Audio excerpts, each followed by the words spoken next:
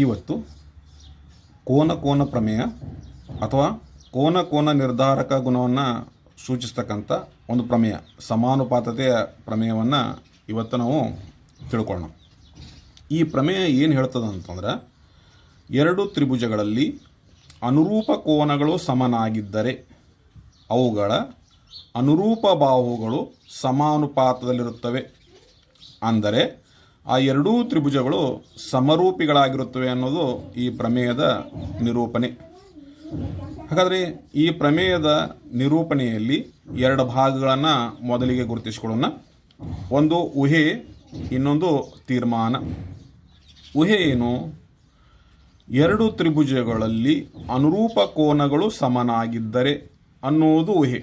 ಅಂದರೆ ಎರಡು ತ್ರಿಭುಜಗಳಲ್ಲಿ ಪರಸ್ಪರವು ಒಂದು ತ್ರಿಭುಜದ ಮೂರು ಕೋನಗಳು ಇನ್ನೊಂದು ತ್ರಿಭುಜದ ಮೂರು ಕೋನಗಳು ಸಮ ಆಗಿದ್ದರೆ ಅಥವಾ ಸಮಕೋನೀಯ ತ್ರಿಭುಜಗಳಾಗಿದ್ದರೆ ಅನ್ನೋದು ಊಹೆ. ತೀರ್ಮಾನ ಏನು? ಆ ಸಮಕೋನೀಯ ತ್ರಿಭುಜಗಳಲ್ಲಿ ಅನುರೂಪ ಬಾಹುಗಳ ಅನುಪಾತಗಳನ್ನು ತೆಗೆದುಕೊಂಡಾಗ ಆ ಅನುಪಾತ ಸಮ ಆಗಿರ್ತದೆ ಅನ್ನೋದು ಪ್ರಮೇಯ. ಹಾಗಾದರೆ ಇದನ್ನು ಸಾಧಿಸಲಿಕ್ಕೆ ಪ್ರಮೇಯದ ಹೇಳಿಕೆ ಎರಡು ಭಾಗಗಳನ್ನು ಗುರುತಿಸಿಕೊಂಡ ನಂತರ ಊಹೆ ಮತ್ತು ತೀರ್ಮಾನವನ್ನು ಆಧರಿಸಿಕೊಂಡು ನಾವು ಚಿತ್ರವನ್ನು ಬರೆಯಬೇಕು. ಹಾಗಾದರೆ ಊಹೆ ಏನಪ್ಪ? ಮತ್ತೊಮ್ಮೆ ಎರಡು ತ್ರಿಭುಜಗಳಲ್ಲಿ ಅನುರೂಪ ಕೋನಗಳು ಸಮನಾಗಿದ್ದರೆ, ಎರಡು ತ್ರಿಭುಜಗಳು ಸಮಕೋನೀಯ ತ್ರಿಭುಜಗಳು. ಹಾಗಾದರೆ ಚಿತ್ರವನ್ನು ಮೊದಲಿಗೆ ತಗೊಳ್ಳೋಣ. ಒಂದು ತ್ರಿಭುಜ ABC, ಇದರ ಮೂರು ಕೋನಗಳು ಏನಪ್ಪ ಅಂತಂದ್ರೆ ಬೇರೆ ಬೇರೆಯಾಗಿದ್ದಾವೆ. ಆ ಬೇರೆ ಬೇರೆ ಕೋನಗಳನ್ನು ಈ ರೀತಿ ಗುರುತಿಸಿಕೊಳ್ಳೋಣ. ಒಂದು ತ್ರಿಭುಜದ ಮೂರು ಕೋನಗಳು, ಇನ್ನೊಂದು ತ್ರಿಭುಜದ ಮೂರು ಕೋನಗಳು.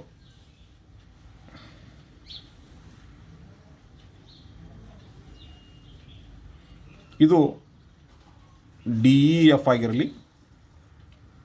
ಒಂದು ತ್ರಿಭುಜ ABC, ಇನ್ನೊಂದು ತ್ರಿಭುಜ DEF. ಈ ಎರಡೂ ತ್ರಿಭುಜಗಳಲ್ಲಿ ಅನುರೂಪ ಕೋನಗಳ ಸಮನಾಗಿದ್ದರೆ ಅಂದರೆ ಇದರಲ್ಲಿಯೇ ಒಂದು ಕೋನ ಎಷ್ಟು ಅದನೋ ಅಳತೆ, ಅಷ್ಟೇ ಅಳತೆಯನ್ನು ಇಲ್ಲೊಂದು ಕೋನ ಹೊಂದಿರಬೇಕು. ಈ ತ್ರಿಭುಜದಲ್ಲಿ ಇಲ್ಲಿ ಒಂದು ಕೋನದ ಅಳತೆ ಎಷ್ಟದನೋ ಇಲ್ಲಿ ಒಂದು ಕೋನ ಅಳತೆ ಅಷ್ಟೇ ಆಗಿರಬೇಕು. ಈ ತ್ರಿಭುಜದ ಮೂರನೇ ಕೋನ ಈ ತ್ರಿಭುಜದ ಮೂರನೇ ಕೋನ ಸಮ ಆಗಿರಬೇಕು. ಆವಾಗ ಮಾತ್ರ ಇವುಗಳನ್ನು ಕೋನಗಳು ಪರಸ್ಪರ ಸಮ ಆಗಿದಾವೆ ಅಂತ ಹೇಳ್ತೀವಿ. ಇಲ್ಲದೆ ಹೋದ್ರೆ ಕೋನಗಳ ಸಮ ಆಗಿರಲಿಲ್ಲ ಅಂದರೆ ಈ ಪ್ರಮೇಯವನ್ನು ಬಳಸಲಿಕ್ಕೆ ಬರಂಗಿಲ್ಲ. ಹಾಗಾದ್ರೆ ಈ ಎರಡೂ ತ್ರಿಭುಜಗಳು ಸಮಕೋನೀಯ ತ್ರಿಕೋನಗಳು ಅಥವಾ ಎರಡು ತ್ರಿಭುಜಗಳಲ್ಲಿ ಅನುರೂಪ ಕೋನಗಳ ಸಮ ಆಗಿದಾವೆ ಅಂತ ಇದು ಊಹೆ ಆಯಿತು. ಇನ್ನು ತೀರ್ಮಾನ ಏನು? ಈ ತ್ರಿಭುಜದ ಮೂರು ಬಾಹುಗಳು ಮತ್ತು ಈ ತ್ರಿಭುಜದ ಅನುರೂಪ ಮೂರು ಬಾಹುಗಳು ಅನುಪಾತದಲ್ಲಿ ಸಮ ಇರ್ತಾವ ಅನ್ನೋದನ್ನು ಸಾಧಿಸಬೇಕಾಗಿದೆ. ಹಾಗಾದರೆ ಇಷ್ಟು ನಮಗೆ ರೇಖಾಚಿತ್ರ ಇಲ್ಲಿ ಬೇಕಾಗಿರೋದು. ಹಾಗಾದರೆ ಚಿತ್ರವನ್ನು ಬರೆದ ನಂತರ ಮುಂದಿನ ಹಂತ ಏನಪ್ಪ ಅಂದ್ರೆ ದತ್ತ. ಈ ಪ್ರಮೇಯ ದತ್ತ. ಹಾಗಾದರೆ ದತ್ತ ಅಂತಕ್ಕಂಥದ್ದೇನು? ನಾವು ತೆಗೆದುಕೊಂಡಂಥ ಚಿತ್ರವನ್ನು ಅನುಸರಿಸಿ ಈ ಪ್ರಮೇಯದ ಊಹೆಯನ್ನು ಬರಿತಕ್ಕಂಥದ್ದು.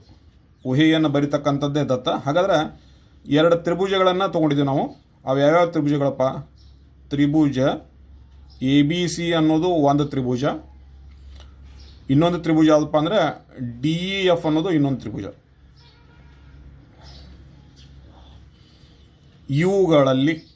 ಇವುಗಳಲ್ಲಿ ಯಾವ್ಯಾವ ಕೋನಗಳಿಗೆ ಯಾವ್ಯಾವ ಕೋನಗಳ ಸಮಾದ ಅಂತ ಬರಿತೀವಿ, ಅಥವಾ ಎರಡೂ ತ್ರಿಭುಜಗಳು ಸಮಕೋನೀಯ ತ್ರಿಕೋನ ಅಂತ ಬರೆದು ನಡೀತದೆ. ಅದಕ್ಕೆ ನಿರ್ದಿಷ್ಟವಾಗಿ ಬರಿಬೇಕಂದ್ರೆ ಕೋನ ABCಯ ತ್ರಿಭುಜದ ಕೋನ A, ಆಮೇಲೆ ತ್ರಿಭುಜ DEFನ ಕೋನ D ಎರಡೂ ಸಮ ಆಗಿದಾವ. ಆಮೇಲೆ ಕೋನ B ಸಮ ಕೋನ E ಹಾಗೂ ಕೋನ C ಮತ್ತು ಕೋನ Fಗಳು ಸಮನಾಗಿವೆ. ಇದೇ ಊಹೆಯನ್ನು ಆಧರಿಸಿಕೊಂಡು ಬರಿತಕ್ಕಂಥದ್ದು. ಹೀಗಾಗಿ ದತ್ತದಲ್ಲಿ ಏನಾಯ್ತಪ್ಪ ಅಂದ್ರೆ ತ್ರಿಭುಜ ABC ಮತ್ತು ತ್ರಿಭುಜ DEFಗಳಲ್ಲಿ ಕೋನ Aಗೆ ಕೋನ D ಸಮ ಆಗ್ಯದ, ಕೋನ Bಗೆ ಕೋನ E ಸಮ ಆಗ್ಯದ, ಕೋನ Cಗೆ ಕೋನ F ಸಮ ಆಗ್ಯದ. ಇಷ್ಟು ಬರೆದ್ರೆ ದತ್ತ ಹಂತ ಮುಗೀತು. ಇನ್ನು ಮುಂದಿನ ಹಂತ ಯಾವುದಪ್ಪ ಅಂದ್ರೆ ಸಾಧನೀಯ. ನಾವು ಏನನ್ನ ತೀರ್ಮಾನ ಮಾಡಬೇಕಾಗ್ಯದನೋ ಅದನ್ನು ನಾವು ಸಾಧನೀಯ ಅಂತ ಕರಿತೀವಿ. ಈ ಚಿತ್ರವನ್ನು ಅನುಸರಿಸಿ ನಾವು ತೀರ್ಮಾನವನ್ನು ಕೊಡಬೇಕಾಗ್ಯದ.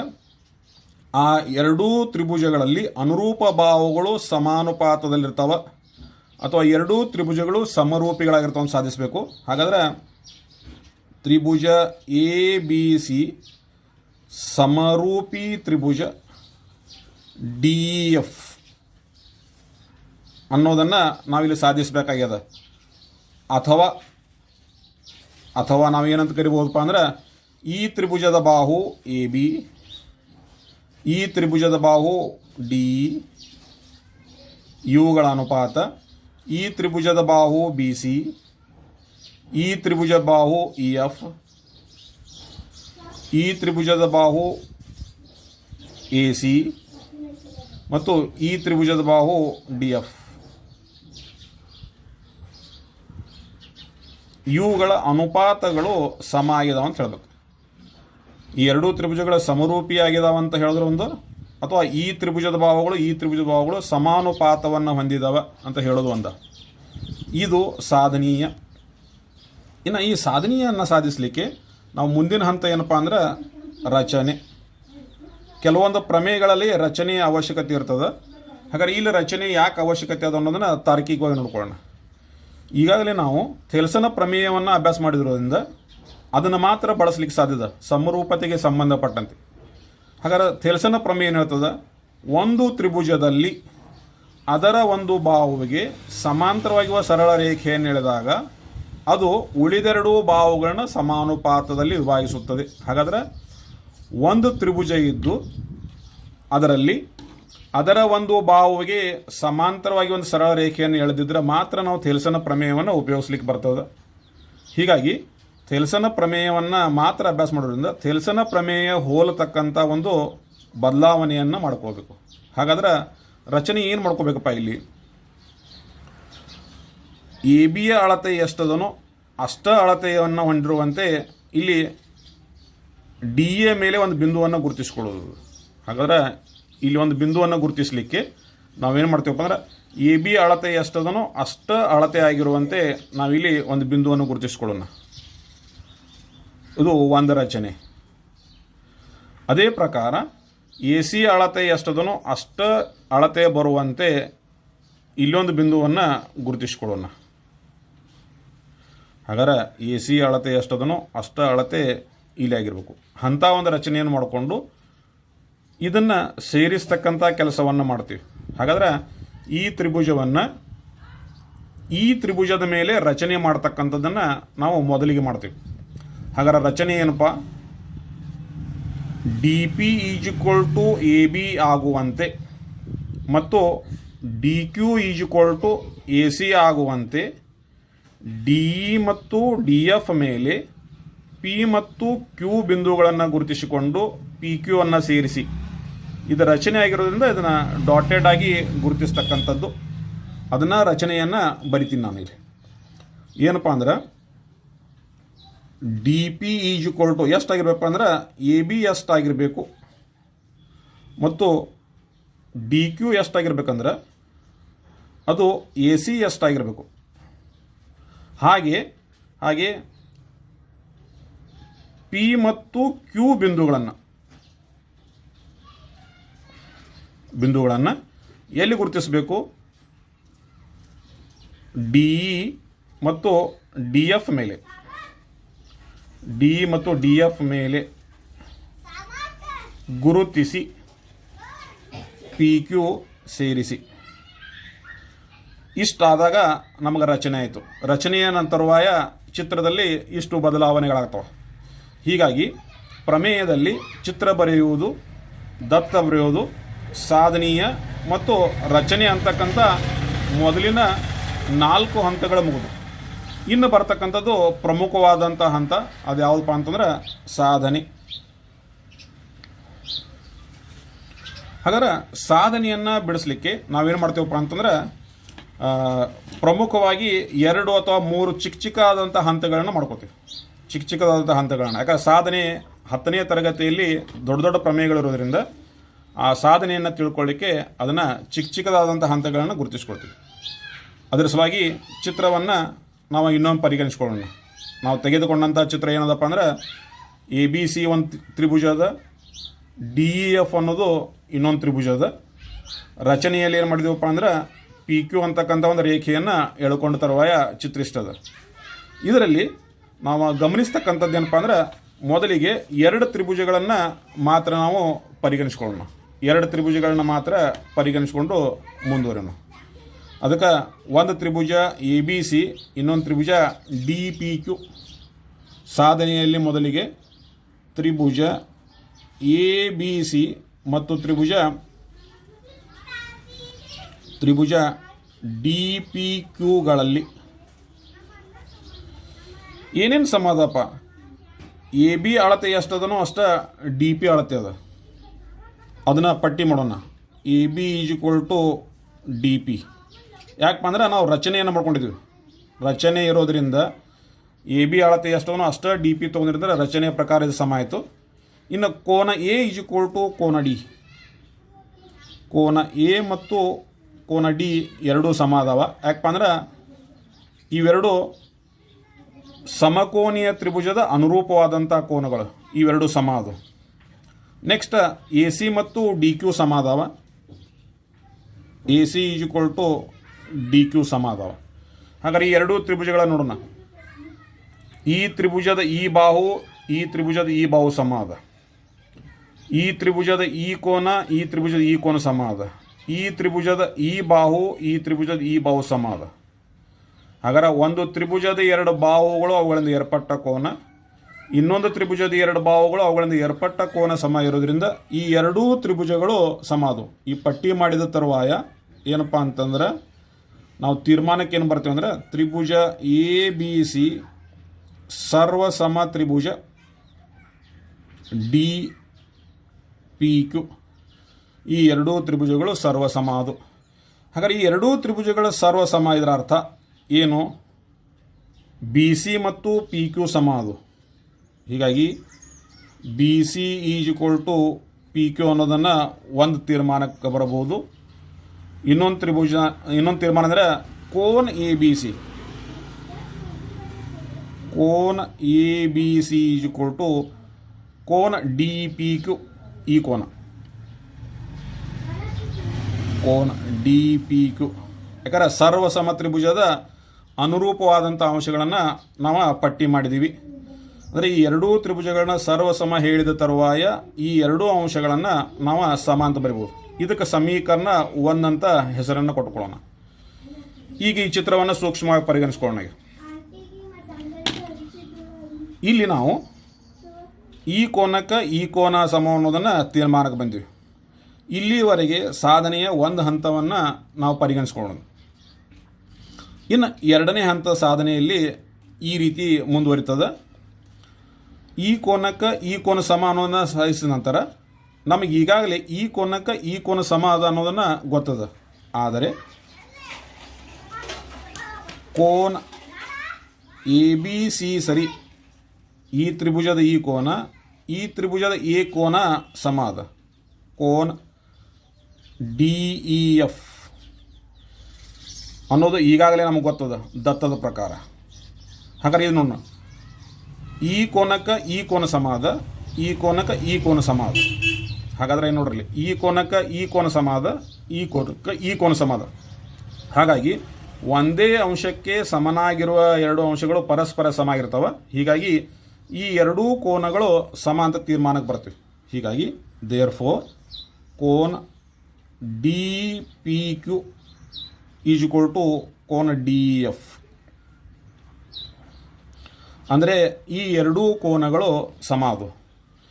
ಈ ಎರಡೂ ಕೋನಗಳನ್ನು ನಾವು ಇಲ್ಲಿ ಚಿತ್ರದಲ್ಲಿ ಪರಿಗಣಿಸ್ಕೊಳ್ಳೋಣ. ಒಂದು ತ್ರಿಭುಜದಲ್ಲಿ ಈ ಎರಡು ಕೋನಗಳ ಸಮ ಅದಾವ. ಈ ಕೋನಗಳನ್ನು ಉಂಟು ಮಾಡ್ತಕ್ಕಂಥ ಎರಡು ರೇಖೆಗಳು, ಇವೆರಡೂ ಕೋನಗಳು ಒಂದು ಜೊತೆ ರೇಖೆಗಳನ್ನು ಒಂದು ಛೇದಕ ರೇಖೆ ಕತ್ತರಿಸಿದಾಗ ಉಂಟಾಗುವ ಅನುರೂಪ ಕೋನಗಳದು. ಈ ಅನುರೂಪ ಕೋನಗಳ ಸಮ ಇದ್ದು ಅಂದ್ರೆ ಈ ಎರಡೂ ರೇಖೆಗಳು ಸಮಾಂತರ ಇರ್ತಾವೆ. ಅದನ್ನು ಇಲ್ಲಿ ಪಟ್ಟಿ ಮಾಡೋಣ. ಆದರೆ ಇವು ಅನುರೂಪ ಕೋನಗಳು. ಈ ಅನುರೂಪ ಕೋನಗಳ ಸಮ ಇರೋದ್ರಿಂದ ಅನುರೂಪ ಕೋನಗಳನ್ನು ಉಂಟು ಮಾಡತಕ್ಕಂಥ ಎರಡು ರೇಖೆಗಳು ಏನಪ್ಪ ಅಂದ್ರೆ ಸಮಾಂತರ ಇರ್ತವ. ಆದ್ದರಿಂದ ಪಿ ಕ್ಯೂ ಸಮಾಂತರ ಇ ಎಫ್, ಪಿ ಕ್ಯೂ ಸಮಾಂತರ ಇ ಎಫ್ ಅಂತಕ್ಕಂಥ ತೀರ್ಮಾನಕ್ಕೆ ಬಂದೀವಿ. ಈಗ ಪಿ ಕ್ಯೂ ಇದ್ದದ್ದು ಇ ಎಫ್ಗೆ ಸಮಾಂತರದ ಅಂದ್ರೆ ನಾವು ಥೆಲ್ಸನ ಪ್ರಮೇಯವನ್ನು ಉಪಯೋಗಿಸ್ಬೋದು.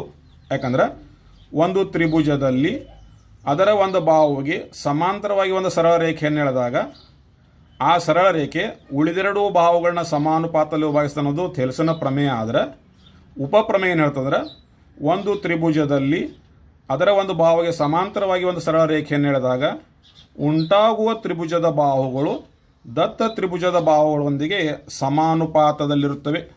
ಹಾಗಾದರೆ ಅದನ್ನು ಇಲ್ಲಿ ನಾನು ಪಟ್ಟಿ ಮಾಡ್ತಾ ಹೋಗ್ತೀನಿ. ಈ ತ್ರಿಭುಜದ ಬಾಹುಗಳು ಡಿ ಪಿ,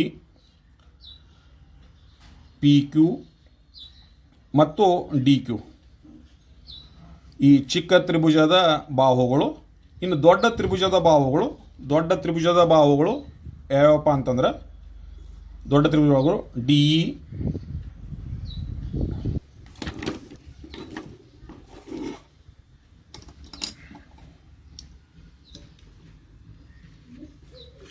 ದೊಡ್ಡ ತ್ರಿಭುಜದ ಬಾಹುಗಳು ಡಿ ಇ, ಇ ಎಫ್ ಮತ್ತು ಡಿ ಎಫ್.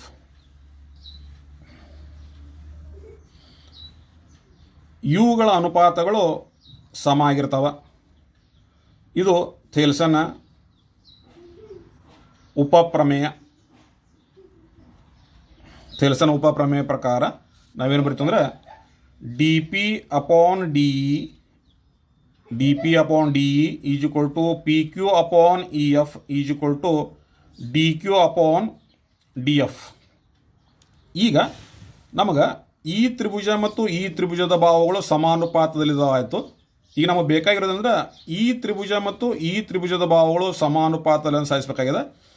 ಹೀಗಾಗಿ ಈ ತ್ರಿಭುಜ ಮತ್ತು ಈ ತ್ರಿಭುಜ ಸರ್ವಸಮ ಇರೋದ್ರಿಂದ ಈ ತ್ರಿಭುಜದ ಎಲ್ಲ ಬಾಹುಗಳನ್ನು ಈ ಬಾಹುಗಳು ಸಮನಾಗಿರೋದ್ರಿಂದ ಈ ತ್ರಿಭುಜದ ಬಾಹುಗಳನ್ನಾಗಿ ಬದಲಾಯಿಸಿದ್ರೆ ನಮಗೆ ಏನು ದೊರೀತದಪ್ಪ?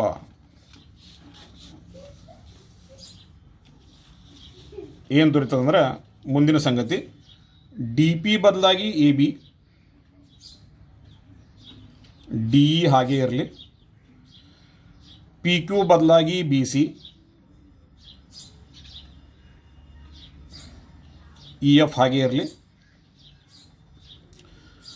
ಡಿ ಕ್ಯೂ ಬದಲಾಗಿ ಎ ಸಿ, ಡಿ ಎಫ್ ಹಾಗೆ ಇರಲಿ.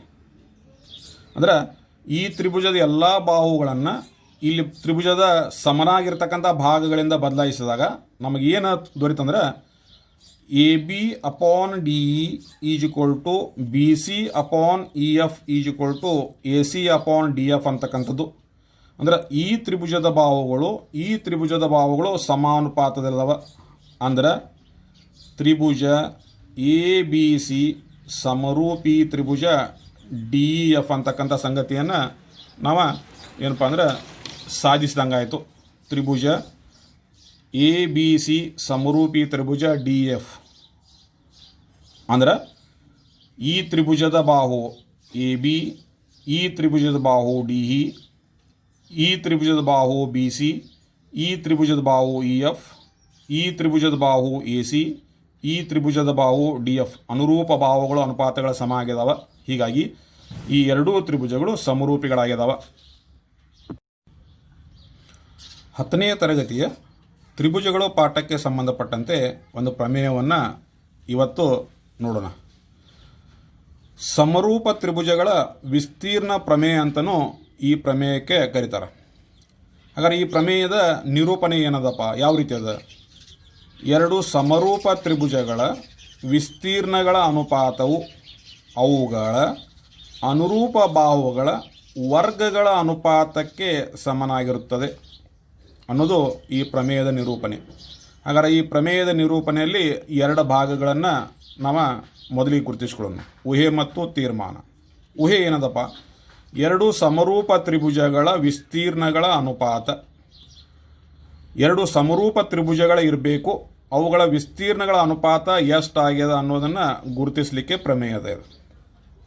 ಇದು ಊಹೆ. ಎರಡು ಸಮರೂಪ ತ್ರಿಭುಜಗಳು ಅಥವಾ ಅವುಗಳ ವಿಸ್ತೀರ್ಣಗಳು ಅನ್ನೋದು ಒಂದು ಊಹೆ. ತೀರ್ಮಾನ ಏನು? ಆ ವಿಸ್ತೀರ್ಣಗಳ ಸಮರೂಪ ತ್ರಿಭುಜಗಳ ವಿಸ್ತೀರ್ಣಗಳ ಅನುಪಾತವು ಅವುಗಳ ಅನುರೂಪ ಬಾಹುಗಳ ವರ್ಗಗಳ ಅನುಪಾತಕ್ಕೆ ಸಮನಾಗಿರುತ್ತದೆ ಅನ್ನೋದು ತೀರ್ಮಾನ. ಹಾಗಾದರೆ ಈ ಊಹೆ ಮತ್ತು ತೀರ್ಮಾನಕ್ಕೆ ಸಂಬಂಧಪಟ್ಟಂತೆ ಮೊದಲಿಗೆ ಚಿತ್ರವನ್ನು ಬರೆಯೋಣ. ಊಹೆ ಏನು? ಎರಡು ಸಮರೂಪ ತ್ರಿಭುಜಗಳು. ಹಾಗಾದರೆ ಒಂದು ಸಮರೂಪ ತ್ರಿಭುಜವನ್ನು ಮೊದಲಿಗೆ ನಾವು ಚಿತ್ರ ಬರೆಯೋಣ. ಇದು ಒಂದು ತ್ರಿಭುಜ.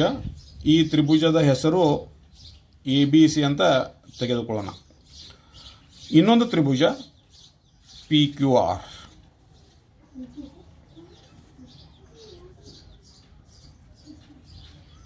ಇನ್ನೊಂದು ತ್ರಿಭುಜ PQR. ಎರಡು ತ್ರಿಭುಜಗಳು ಏನಪ್ಪ ಅಂತಂದ್ರೆ ಸಮರೂಪಿಗಳಾಗಿರಬೇಕು. ಅಂದರೆ ಅವು ಸಮಕೋನೀಯ ಆಗಿರಲಿಕ್ಕೆ ಬೇಕು. ಹೀಗಾಗಿ ಈ ಕೋನಕ್ಕೆ ಈ ಕೋನ ಸಮ ಅಂತ ನಾವು ಪರಿಗಣಿಸಿಕೊಳ್ಳೋಣ. ಮುಂದುವರೆದು ಈ ಕೋನಕ್ಕೆ ಈ ಕೋನ ಸಮಾದಂತ ಪರಿಗಣಿಸ್ಕೊಳ್ಳೋಣ. ಆಮೇಲೆ ಈ ಕೋನಕ್ಕೆ ಈ ಕೋನ ಸಮ ಅಂತ ಪರಿಗಣಿಸ್ಕೊಳ್ಳೋಣ. ಯಾಕಂದರೆ ಎರಡು ತ್ರಿಭುಜಗಳ ಸಮರೂಪಿ ತ್ರಿಭುಜಗಳಂದಾಗ ಅವು ಸಮಕೋನಿಗಳಾಗಿರಲಿಕ್ಕೆ ಬೇಕು ಮತ್ತು ಅವುಗಳ ಅನುರೂಪ ಬಾಹುಗಳ ಅನುಪಾತ ಸಮ ಆಗಿರಲಿಕ್ಕೆ ಬೇಕು. ಈಗಾಗಲೇ ಕೋನ ನಿರ್ಧಾರಕ ಪ್ರಮೇಯ ಸಹಾಯದಿಂದ ಅವುಗಳನ್ನ ಗುರುತಿಸಿಕೊಂಡಿರ್ತೀವಿ. ಅವನ್ನು ಪರಿಗಣಿಸಿಕೊಂಡಾಗ ಎರಡು ತ್ರಿಭುಜಗಳು ಏನಪ್ಪ ಅಂದ್ರೆ ಸಮರೂಪಿ ತ್ರಿಭುಜಗಳು. ತಗೊಂಡ ನಂತರ ಚಿತ್ರವನ್ನು ಬರೆದ ನಂತರ ಇಲ್ಲಿ ಅನುರೂಪ ಬಾಹುಗಳನ್ನು ಸಹಿತ ಗುರುತಿಸಿಕೊಳ್ಳಿಕ್ಕೆ ಬರ್ತದೆ.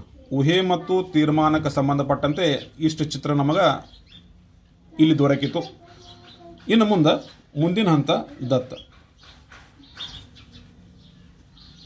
ದತ್ತ ಏನಪ್ಪ? ಇಲ್ಲಿ ಎರಡೂ ತ್ರಿಭುಜಗಳು ಸಮರೂಪಿ ತ್ರಿಭುಜಗಳಾಗಿದ್ದಾವೆ ಅನ್ನೋದನ್ನು ದತ್ತ. ಇಲ್ಲಿ ಸಮರೂಪ ತ್ರಿಭುಜಗಳು. ಹಾಗಾದರೆ ತೆಗೆದುಕೊಂಡಂಥ ತ್ರಿಭುಜ ಒಂದನೇದ್ದು ABC, ಇನ್ನೊಂದು ತ್ರಿಭುಜ PQR. ಇವೆರಡು ಸಮರೂಪಿಗಳಾಗಿದ್ದಾವೆ. ಅಂದರೆ ABC ಸಮರೂಪಿ ತ್ರಿಭುಜ PQR ಅನ್ನೋದು ನಮಗೆ ದತ್ತ. ಹೀಗಂದರೆ ಏನಪ್ಪ ಅಂದರೆ ಈ ತ್ರಿಭುಜದ ಮೂರು ಕೋನಗಳು ಈ ತ್ರಿಭುಜದ ಮೂರು ಕೋನಗಳ ಸಮ ಆಗಿದಾವೆ ಅಂತಲೂ ಅರ್ಥ. ಈ ತ್ರಿಭುಜದ ಬಾಹುಗಳು ಈ ತ್ರಿಭುಜದ ಬಾಹುಗಳೊಂದಿಗೆ ಸಮಾನುಪಾತ ಹೊಂದಿದಾವೆ ಅಂತ ಅರ್ಥ. ನಾ ಇಲ್ಲಿ ಬಾಹುಗಳ ಅನುಪಾತಗಳನ್ನು ಬರ್ಕೊಳ್ತೀನಿ. ಹಾಗಾದರೆ ಇಲ್ಲಿ AB ಮತ್ತು PQ ಇವುಗಳ ಅನುಪಾತ, BC ಮತ್ತು QR ಅನುಪಾತ, BC ಮತ್ತು QR ಅನುಪಾತಕ್ಕೆ ಸಮಾದ. ಅದೇ ರೀತಿ AC ಮತ್ತು PR ಅನುಪಾತಕ್ಕೂ ಸಮಾದ. AC ಮತ್ತು PR ಅನುಪಾತಕ್ಕೂ ಸಮ ಆಗ್ಯದ ಅಂತ ನಾವು ಪರಿಗಣಿಸ್ಕೋಬಹುದು. ಅಂದರೆ ದತ್ತ ಒಟ್ಟಾರೆಯಾಗಿ ಏನಪ್ಪ ಅಂದ್ರೆ ತ್ರಿಭುಜ ABC ಸಮರೂಪಿ ತ್ರಿಭುಜ PQR ಇವುಗಳಲ್ಲಿ AB upon PQ is equal to BC upon QR is equal to AC upon PR ಅನ್ನೋದು ಆಯಿತು. ಇನ್ನು ಮುಂದುವರೆದಂತೆ ಸಾಧನೀಯ. ಮುಂದಿನ ಹಂತ ಸಾಧನೀಯ. ಏನಪ್ಪ ಸಾಧನೀಯ? ಈ ತ್ರಿಭುಜದ ವಿಸ್ತೀರ್ಣ ಮತ್ತು ಈ ತ್ರಿಭುಜದ ವಿಸ್ತೀರ್ಣಗಳ ಅನುಪಾತ ಎಷ್ಟಾಗ್ಯದ ಅನ್ನೋದನ್ನು ಹೇಳ್ತಕ್ಕಂಥದ್ದನ್ನು ನಮಗೆ ತೀರ್ಮಾನದ. ಹಾಗಾದ್ರೆ ತ್ರಿಭುಜ ABCಯ ವಿಸ್ತೀರ್ಣ ಸಂಕ್ಷಿಪ್ತವಾಗಿ, ಇನ್ನೊಂದು ತ್ರಿಭುಜ ಏನಪ್ಪ ಅಂದ್ರೆ PQRನ ವಿಸ್ತೀರ್ಣವನ್ನು ಪೂರ್ಣ ಬರೆಯುವ ಬದಲಾಗಿ V ಅಂತ ಅಷ್ಟ ಸಂಕೇತವನ್ನು ತೆಗೆದುಕೊಳ್ಳಲಾಗ್ಯದ. ಇವುಗಳ ವಿಸ್ತೀರ್ಣಗಳ ಅನುಪಾತ ಎಷ್ಟಾಗಿರ್ತಪ್ಪ ಅಂದ್ರೆ ಇಲ್ಲಿ ಯಾವುದಾದರೂ ಒಂದು ಬಾಹು AB, ಇದಕ್ಕೆ ಅನುರೂಪವಾದಂಥ ಬಾಹು PQ. ಇದು ಅವುಗಳ ಅನುರೂಪ ಬಾಹುಗಳ ಅನುಪಾತ ಆಯಿತು. ಅನುರೂಪ ಬಾಹುಗಳ ಅನುಪಾತಕ್ಕೆ ಸಮ ಇರಂಗಿಲ್ಲ. ಇದು ಅನುರೂಪ ಬಾಹುಗಳ ವರ್ಗಗಳ ಅನುಪಾತಕ್ಕೆ ಸಮ ಆಗಿರ್ತದೆ. ಈ ಬಾಹುಗಳ ಅನುಪಾತದ ವರ್ಗ ಅಥವಾ ಅನುಪಾತಗಳ ವರ್ಗಕ್ಕೆ ಸಮ ಆಗಿರ್ತದೆ. ಇದು ಒಂದು ಜೊತೆ ಅನುರೂಪ ಬಾಹುಗಳು. ಅಂದರೆ ತ್ರಿಭುಜ ABCಯ ವಿಸ್ತೀರ್ಣ ಅಪಾನ್ ತ್ರಿಭುಜ PQRನ ವಿಸ್ತೀರ್ಣ is equal to AB upon PQ bracket raised to square ಇರಬಹುದು, ಅಥವಾ ಮುಂದುವರೆದಂತೆ ಇನ್ನೊಂದು ಜೊತೆ ಅನುರೂಪ ಭಾವಗಳು ಬಿ ಸಿ ಮತ್ತು ಕ್ಯೂ ಆರ್ ಇವುಗಳ ಅನುಪಾತಗಳ ವರ್ಗಕ್ಕೆ ಸಮ ಇರಬಹುದು, ಅಥವಾ ಮೂರನೇ ಜೊತೆ ಅನುರೂಪ ಬಾಹು ಎ ಸಿ ಮತ್ತು ಏನಪ್ಪ ಅಂದ್ರೆ ಪಿ ಆರ್ ಇವುಗಳ ಅನುಪಾತಗಳ ವರ್ಗಕ್ಕೆ ಸಮ ಇರ್ಬೋದು. ಇಲ್ಲಿ ಮೂರರಲ್ಲಿ ಯಾವುದಾದ್ರೂ ಒಂದನ್ನು ಪರಿಗಣಿಸ್ಕೋಬಹುದು. ನಾವು ಒಟ್ಟಾರೆಯಾಗಿ ಮಧ್ಯಭಾಗದಲ್ಲಿ ಸರಿ ಚಿಹ್ನೆ ಹಾಕಿದ್ರೆ ಈ ತ್ರಿಭುಜದ ವಿಸ್ತೀರ್ಣ ಅನುಪಾತ ಇದಕ್ಕೆ ಸಮ, ಅಥವಾ ಈ ತ್ರಿಭುಜಗಳ ವಿಸ್ತೀರ್ಣಗಳ ಅನುಪಾತ ಈ ಅನುರೂಪ ಬಾಹುಗಳ ವರ್ಗಗಳ ಅನುಪಾತಕ್ಕೆ ಸಮ, ಅಥವಾ ಈ ತ್ರಿಭುಜಗಳ ವಿಸ್ತೀರ್ಣ ಅನುಪಾತ ಈ ಅನುರೂಪ ಬಾಹುಗಳ ಅನುಪಾತದ ವರ್ಗಕ್ಕೆ ಸಮ ಅನ್ನೋದನ್ನು ನಾವು ಒಟ್ಟಾರೆಯಾಗಿ ಬರಿತೀವಿ. ಹಾಗಾದ್ರೆ ಇದು ಸಾಧನೀಯ. ಇನ್ನು ಮುಂದೆ ರಚನೆ ಏನಪ್ಪ, ಇಲ್ಲಿ ರಚನೆಯ ಅವಶ್ಯಕತೆ ಅದ. ಯಾಕೆ ರಚನೆ ಅವಶ್ಯಕತೆ ಅದ? ನಾವು ಯಾವುದೇ ಒಂದು ತ್ರಿಭುಜದ ವಿಸ್ತೀರ್ಣವನ್ನು ಕಂಡುಹಿಡ್ಬೇಕಾದ್ರೆ ನಮಗೆ ಸೂತ್ರ ಗೊತ್ತದ. ಏನಪ್ಪ ಅಂದ್ರೆ 1/2 ಪಾದ ಗುಂಡ್ಲೆ ಎತ್ತರ. ಹಾಗಾದ್ರೆ ಪಾದ ಅಂದ್ರೇನು? ಯಾವುದಾದ್ರೂ ಒಂದು ಬಾಹು ಆಗಿರ್ಬೋದು. ಇಲ್ಲಿ ಎತ್ತರದ ಅವಶ್ಯಕತೆ ಅದ ತ್ರಿಭುಜದ ವಿಸ್ತೀರ್ಣ ಕಂಡುಹಿಡಿಲಿಕ್ಕೆ. ಹಾಗಾದರೆ ಇಲ್ಲಿ ತ್ರಿಭುಜಗಳಲ್ಲಿ ಎತ್ತರಗಳನ್ನ ರಚನೆ ಮಾಡ್ಕೋಬೇಕು. ಹಾಗಾಗಿ ಇದು ಪಾದ ಆದ್ರೆ ಇಲ್ಲಿ ಎತ್ತರವನ್ನು ನಾನು ರಚನೆ ಮಾಡ್ಕೋತೀನಿ. ಇಲ್ಲಿ ಒಂದು ಎತ್ತರ ಏನಪ್ಪ ಅಂದ್ರೆ ಈ ಬಿಂದು ಎಮ್ ಆಗಿರಲಿ. ಎತ್ತರ ಅಂದಾಗ ಇಲ್ಲಿ 90 ಡಿಗ್ರಿ ಕೋನ ಈ ಬದಿಯಲ್ಲಿ ಮತ್ತು ಈ ಬದಿಯಲ್ಲಿ ಇರಬೇಕು. ಎ ಎಮ್ ಲಂಬ ಬಿ ಸಿ ಆಯಿತು. ಈ ತ್ರಿಭುಜದ ಎತ್ತರ. ಅದ ಪ್ರಕಾರ ಈ ತ್ರಿಭುಜದ ಎತ್ತರವನ್ನು ಕಂಡುಹಿಡ್ಬೇಕಾದ್ರೆ ಇಲ್ಲಿ ಪಾದಕ್ಕೆ ಒಂದು ಲಂಬವನ್ನು ಹೊಡೆಯೋಣ. ಇದು ಎನ್ ಆಗಿರಲಿ. ಹಾಗಾಗಿ ಈ ಎರಡೂ ತ್ರಿಭುಜಗಳಲ್ಲಿ ಎತ್ತರಗಳನ್ನು ಗುರುತಿಸ್ತಕ್ಕಂಥ ರಚನೆಯನ್ನು ಮಾಡ್ಕೊಳ್ತೀವಿ. ಅದು ತ್ರಿಭುಜದ ವಿಸ್ತೀರ್ಣ ಕಂಡುಹಿಡಲಿಕ್ಕೆ ಪೂರಕವಾಗಿರ್ತಕ್ಕಂಥದ್ದು. ಅದನ್ನು ರಚನೆಯ ರೂಪದಲ್ಲಿ ಎ ಎಮ್ ಲಂಬ ಬಿ ಸಿ, ಎ ಎಮ್ ಲಂಬ ಬಿ ಸಿ ಮತ್ತು ಪಿ ಎನ್ ಲಂಬ ಕ್ಯೂ ಆರ್, ಪಿ ಎನ್ ಲಂಬ ಕ್ಯೂ ಆರ್ ಅಂತಕ್ಕಂಥ ರಚನೆಯನ್ನು ಇಲ್ಲಿ ನಾವು ಮಾಡ್ಕೋಬೇಕು. ಹೀಗಾಗಿ ಈ ಪ್ರಮೇಯದ 4 ಹಂತಗಳು: ಚಿತ್ರ ಬರೆಯುವುದು, ದತ್ತ ಬರೆಯುವುದು, ಸಾಧನೀಯ ಮತ್ತು ರಚನೆ. ಇಷ್ಟಾದ ನಂತರ ಇದರ ಮುಂದಿನ ಹಂತ ಏನಪ್ಪ ಅಂತಂದ್ರೆ ಸಾಧನೆ.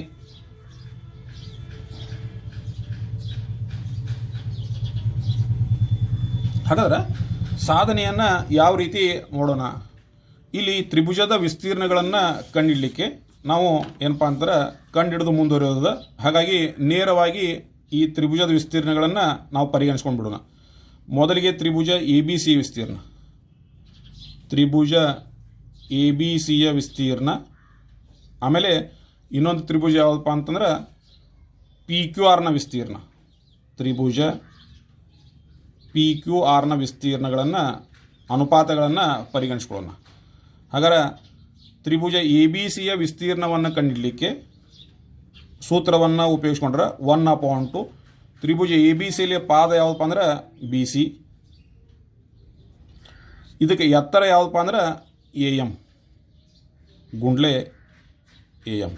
ಅಂದ್ರೆ ತ್ರಿಭುಜ ಎ ಬಿ ಸಿಯ ವಿಸ್ತೀರ್ಣ = 1/2 B C into A M ಆಯಿತು ಅಂಶದಲ್ಲಿ. ಅದರ ಪ್ರಕಾರ ತ್ರಿಭುಜ ಪಿ ಕ್ಯೂ ಆರ್ನ ವಿಸ್ತೀರ್ಣವನ್ನು ಛೇದದಲ್ಲಿ ಬರೆಯೋದಿದ್ರೆ ನಾವೇನು ಮಾಡ್ಬೇಕಂದ್ರೆ ಇಲ್ಲಿ ಇದು ತ್ರಿಭುಜದಿಂದ 1/2, ಇದರ ಪಾದ ಯಾವುದಪ್ಪ ಅಂದ್ರೆ ಕ್ಯೂ ಆರ್, ಇದರ ಎತ್ತರ ಯಾವುದಪ್ಪ ಅಂದ್ರೆ ಪಿ ಎನ್. ಹೀಗಾಗಿ ತ್ರಿಭುಜದ ವಿಸ್ತೀರ್ಣಗಳನ್ನು ಕಂಡುಹಿಡಿತಕ್ಕಂಥ ಸೂತ್ರವನ್ನು ಉಪಯೋಗಿಸಿಕೊಂಡಾಗ ಇಲ್ಲೇನಪ್ಪ ಅಂದ್ರೆ ತ್ರಿಭುಜ ಎ ಬಿ ಸಿಯ ವಿಸ್ತೀರ್ಣ ಅಪಾನ್ ತ್ರಿಭುಜ ಪಿ ಕ್ಯೂ ಆರ್ನ ವಿಸ್ತೀರ್ಣ = ಅಂಶದಲ್ಲಿ 1/2 B C into A M, ಛೇದದಲ್ಲಿ 1/2 Q R into P N. ಇದನ್ನು ಸಂಕ್ಷಿಪ್ತಗೊಳಿಸಿದಾಗ ಇಲ್ಲಿ 1/2 ಸ್ಥಿರ ಸಂಖ್ಯೆ ಇರೋದರಿಂದ ಕ್ಯಾನ್ಸಲ್ ಆಗಿ ಅಂಶದಲ್ಲಿ ಬಿ ಸಿ ಉಳಿತು ಮತ್ತು ಎ ಎಮ್ ಉಳಿತು, ಛೇದದಲ್ಲಿ ಕ್ಯೂ ಆರ್ ಉಳಿತು ಮತ್ತು ಪಿ ಎನ್ ಉಳಿತು. ಇಲ್ಲಿ ಗುಂಪುಗಳನ್ನು ಬೇರೆ ಬೇರೆಯಾಗಿ ನಾನು ಒಡೆದಿಟ್ಕೋತೀನಿ. ಅಂದ್ರೆ B C upon Q R into A M upon P N ಅಂತಕ್ಕಂಥ ಒಂದು ಸಮೀಕರಣ ರೂಪದಲ್ಲಿ ಬರೆದುಕೊಳ್ತೀನಿ. ಅಂದರೆ ತ್ರಿಭುಜ ಎ ಬಿ ಸಿಯ ವಿಸ್ತೀರ್ಣ ಅಪಾನ್ ತ್ರಿಭುಜ ಪಿ ಕ್ಯೂ ಆರ್ನ ವಿಸ್ತೀರ್ಣ equal to B C upon Q R into A M upon P N ಅಂತಕ್ಕಂಥ ಸಮೀಕರಣ ಬಂತು. ಇದು ಸಮೀಕರಣ ಒಂದಾಗಿರಲಿ. ಈಗ ಎರಡು ತ್ರಿಭುಜಗಳನ್ನು ನಾನು ಪರಿಗಣಿಸ್ಕೊಳ್ಳೋಣ. ಇಲ್ಲಿ ಈ ನಮ್ಮ ಚಿತ್ರದಲ್ಲಿ ನಾವು ಒಟ್ಟಾರೆಯಾಗಿ ಈ ತ್ರಿಭುಜದಲ್ಲಿ ಲಂಬವನ್ನು ನೋಡೋದ್ರಿಂದ ಎರಡು ತ್ರಿಭುಜಗಳಾಗಿದ್ದಾವೆ, ಇಲ್ಲಿ ಲಂಬವನ್ನು ನೋಡೋದ್ರಿಂದ ಎರಡು ತ್ರಿಭುಜಗಳಿದಾವೆ. ಇಲ್ಲಿ ಎಡಭಾಗದಲ್ಲಿ ಉಂಟಾದಂಥ ತ್ರಿಭುಜಗಳನ್ನು, ಈ ತ್ರಿಭುಜದಲ್ಲಿ ಎಡಭಾಗದಲ್ಲಿ ಉಂಟಾದಂಥ ಇದು ಒಂದು ತ್ರಿಭುಜ, ಈ ತ್ರಿಭುಜದಲ್ಲಿ ಎಡಭಾಗದಲ್ಲಿ ಉಂಟಾದಂಥ ತ್ರಿಭುಜಗಳನ್ನು ಅಷ್ಟೇ ನಾವಿಲ್ಲಿ ಪರಿಗಣಿಸ್ಕೊಳ್ಳೋಣ. ಅಂದ್ರೆ ತ್ರಿಭುಜ ಎ ಬಿ ಎಂ ಮತ್ತು ತ್ರಿಭುಜ ಪಿ ಕ್ಯೂ ಎನ್ಗಳಲ್ಲಿ ಈ ಎರಡೂ ತ್ರಿಭುಜಗಳಲ್ಲಿ ನಾವು ಬೆಲೆಗಳನ್ನು ಕಂಡುಹಿಡ್ಕೊಳ್ಳಲಿಕ್ಕೆ ಪ್ರಯತ್ನಿಸ್ಕೊಳ್ಳೋಣ.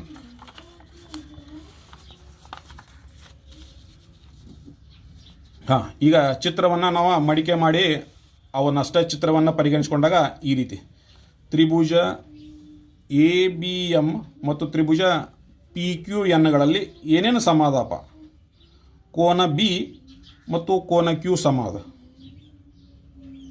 ಕೋನ ಬಿ ಈಜ್ಕೊಲ್ ಟು ಕೋನ ಕ್ಯೂ ಸಮಾದ. ಯಾಕಪ್ಪ ಅಂದ್ರೆ ಈ ಸಮಕೋನೀಯ ತ್ರಿಭುಜಗಳಲ್ಲಿ ಸಮನಾದಂಥ ಕೋನಗಳು, ಹೀಗಾಗಿ ದತ್ತದ ಪ್ರಕಾರ ಇವೆರಡು ಸಮ. ಆಮೇಲೆ ಕೋನ ಎಮ್ ಮತ್ತು ಕೋನ ಎನ್ ಎರಡು 90 ಡಿಗ್ರಿ ಇರೋದ್ರಿಂದ ಸಮ. ಕೋನ ಎಮ್ ಈಜ್ಕೊಲ್ ಟು ಕೋನ ಎನ್ ಈಜ್ಕೊಲ್ ಟು 90 ಡಿಗ್ರಿ. ಅಂದ್ರೆ ಈ ತ್ರಿಭುಜದ ಎರಡು ಕೋನಗಳು, ಈ ತ್ರಿಭುಜದ ಎರಡು ಕೋನಗಳ ಸಮ ಇರೋದ್ರಿಂದ ಮೂರನೇ ಕೋನ ತನ್ನಿಂದ ತಾನೇ ಸಮ ಆಗ್ತದೆ. ಯಾಕಂದ್ರೆ ಮೂರು ಕೋನಗಳ ಒಟ್ಟು ಮೊತ್ತ 180. ಹೀಗಾಗಿ ಒಂದು ತ್ರಿಭುಜದ ಎರಡು ಕೋನಗಳು ಇನ್ನೊಂದು ತ್ರಿಭುಜ ಎರಡು ಕೋನಗಳ ಸಮ ಆಯಿತು ಅಂದ್ರೆ ನಾವೇನು ಬರ್ತೀವಿ ಅಂದ್ರೆ ಕೋನ ನಿರ್ಧಾರಕ ಪ್ರಮೇಯದ ಪ್ರಕಾರ ಏನು ಅಂದ್ರೆ ತ್ರಿಭುಜ ಎ ಬಿ ಎಂ ಸಮರೂಪಿ ತ್ರಿಭುಜ ಪಿ ಕ್ಯೂ ಎನ್ ಕೋನ ನಿರ್ಧಾರಕ ಪ್ರಮೇಯ ಪ್ರಕಾರ ನಾವು ಈ ಎರಡೂ ತ್ರಿಭುಜಗಳು ಸಮರೂಪಿ ಅಂತ ಬರ್ತೀವಿ. ಎರಡು ತ್ರಿಭುಜಗಳು ಸಮರೂಪಿ ಅಂದಾಗ ಇಲ್ಲಿ ಅನುರೂಪ ಬಾಹುಗಳ ಅನುಪಾತಗಳನ್ನು ಸಮ ಅಂತ ಬರಿಬಹುದು. ಹೀಗಾಗಿ 90 ಡಿಗ್ರಿಗೆ ಎದುರಾದಂಥ ಬಾಹು ಎ ಬಿ ಈ ತ್ರಿಭುಜದ್ದು, ಈ ತ್ರಿಭುಜದಲ್ಲಿ 90 ಡಿಗ್ರಿ ಕೋನ ಎನ್ ಅದ, ಇದಕ್ಕೆ ಎದುರಾದ ಬಾಹು ಪಿ ಕ್ಯೂ ಈಜ್ಕೊಲ್ ಟು ಬಿ ಕೋನಕ್ಕೆ ಎದುರಾದ ಬಾಹು ಎ ಎಂ, ಬಿ ಕೋನಕ್ಕೆ ಸಮನಾದದ್ದು ಕ್ಯೂ ಅದ, ಇದಕ್ಕೆ ಎದುರಾದ ಬಾಹು P N.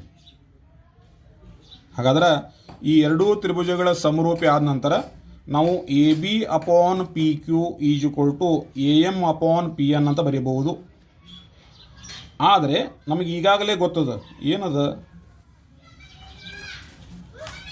A B upon P Q ಈಜ್ಕೊಲ್ to ಎಷ್ಟು ಅನ್ನೋದು ನಮಗೆ ಈಗಾಗಲೇ ಗೊತ್ತದ. ಈಗಾಗಲೇ A B upon P Q ಈಜ್ಕೊಲ್ to B C upon Q R ಅನ್ನೋದು ನಮಗೆ ಗೊತ್ತದ. A B upon P Q ಈಜ್ಕೊಲ್ to B C upon Q R ಅನ್ನೋದು ಗೊತ್ತದ. ಹೀಗಾಗಿ ನಾವೇನಪ್ಪ ಅಂದ್ರೆ A B upon P Q ಈಜ್ಕೊಲ್ to B C upon Q R ಅನ್ನೋದನ್ನು ಬರ್ಕೋಬಹುದು. ಇದು ಈಗಾಗಲೇ ದತ್ತದಲ್ಲಿ ಕೊಟ್ಟದ್ದು. ಹಾಗಾದ್ರೆ ನೋಡ್ರಿ, ಇದರ ಎಡಭಾಗ ಇದೊಂದು ಸಮೀಕರಣ ಸಮ ಅಂತ ಪ್ರತ್ಯೇಕವಾಗಿ ಹೇಳ್ತಾವ. ಇದರ ಎಡಭಾಗಗಳು ಎರಡು ಸಮ ಅದಾವ. ಇದು A B upon P Q ಈಜ್ಕೊಲ್ to A M upon P N ಅದ. ಇದರ ಎಡಭಾಗ A B upon P Q ಈಜ್ಕೊಲ್ to B C upon Q R. ಈ ಎರಡೂ ಸಮೀಕರಣಗಳ ಎಡಭಾಗಗಳ ಸಮ ಇದ್ದಾಗ ಬಲಭಾಗಗಳ ಸಮ, ಯಾಕಂದ್ರೆ ಒಂದೇ ಅಂಶಕ್ಕೆ ಸಮನಾಗಿರುವ ಎರಡು ಅಂಶಗಳು ಪರಸ್ಪರ ಸಮ ಆದದ್ದು. ಹೀಗಾಗಿ ಆದ್ದರಿಂದ A M upon P N ಈಜ್ಕೊಲ್ to B C upon Q R ಅಂತ ಬರೀಬಹುದು. ಇದನ್ನು ಸಮೀಕರಣ 2. ಈಗ ನಾನು ಇನ್ನೊಮ್ಮೆ ಬರ್ತೀನಿ. ಸಮೀಕರಣ 1 ಏನಪ್ಪ ಅಂತಂದ್ರೆ ಎರಡು ತ್ರಿಭುಜಗಳ ವಿಸ್ತೀರ್ಣಗಳು ಎಷ್ಟದ ಅನ್ನೋದನ್ನು ಸೂಚಿಸ್ತದೆ. ಇನ್ನೊಮ್ಮೆ ನೋಡ್ರಲ್ಲ, ತ್ರಿಭುಜ ಎ ಬಿ ಸಿಯ ವಿಸ್ತೀರ್ಣ ಅಪಾನ್ ತ್ರಿಭುಜ ಪಿ ಕ್ಯೂ ಆರ್ನ ವಿಸ್ತೀರ್ಣ equal to B C upon Q R into A M upon P N ಅಂತದ. ಈಗ ಸಮೀಕರಣ 2 ಏನು ಹೇಳ್ತದಂದ್ರೆ A M upon P N ಈಜ್ಕೊಲ್ to B C upon Q R ಅದ. ಹಾಗಾದ್ರೆ ಇಲ್ಲೊಂದು ಸೂಕ್ಷ್ಮವಾಗಿ ಗಮನಿಸ್ರಿ, B C upon Q R into A M upon P N ಅದ. ಇಲ್ಲಿ A M upon P N is equal to B C upon Q R ಅದ. ಅಂದ್ರೆ ಈ ಅನುಪಾತ ಸಮ ಅಂತ ಸಮೀಕರಣ 2 ಹೇಳ್ತದ. ಸಮೀಕರಣ 1ರಲ್ಲಿ ಇವುಗಳ ಗುಣಲಬ್ಧವನ್ನು ಕಂಡುಹಿಡಬೇಕಾಗಿದೆ. ಹೀಗಾಗಿ B C upon Q R ಇದ್ದಲ್ಲಿ A M upon P N ಬರೀಬಹುದು, A M upon P N ಇದ್ದಲ್ಲಿ B C upon Q R ಬರೀಬಹುದು. ಎದರಿಂದ ಬರೀಬಹುದು? ಸಮೀಕರಣ 2ರಿಂದ ಬರೀಬಹುದು. A M upon P N is equal to B C upon Q R ಇರೋದ್ರಿಂದ ಈ ಅಂಶಕ್ಕೆ ಬದಲಾಗಿ ಈ ಅಂಶವನ್ನು ಅಥವಾ ಈ ಅಂಶಕ್ಕೆ ಬದಲಾಗಿ ಈ ಅಂಶವನ್ನು ಬರೀಬಹುದು. ಹೀಗಾಗಿ ನಾವಿನ್ನು ಸಮೀಕರಣ 1 ಮತ್ತು ಸಮೀಕರಣ